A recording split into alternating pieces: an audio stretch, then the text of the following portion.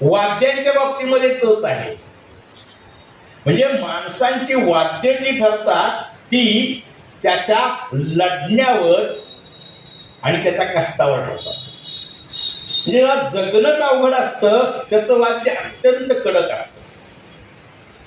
ज्याला बलुतेदारीमध्ये जागा नाही आहे, जगण्याची निश्चितता नाही आहे, त्याच्या कष्टातनं त्याचं वाद्य कडक होतं, म्हणून तो हलगी वाजवतो मान समाज.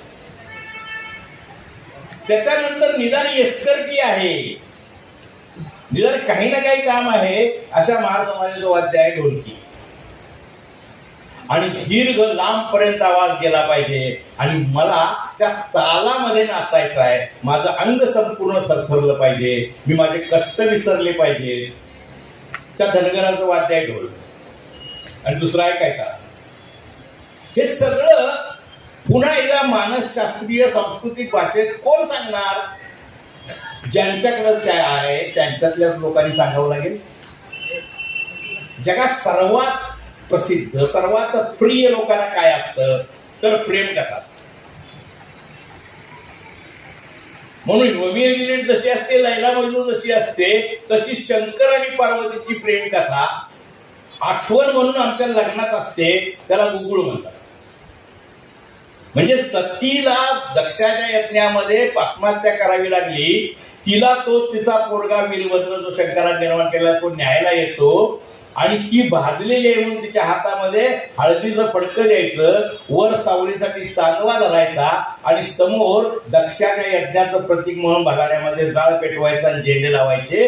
गावावर जायचं, दक्षाचा यज्ञ उद्ध्वस्त करायचा आणि ते झेंडे नाचवत यायचं आणि मग पोराला लग्नाची परवानगी.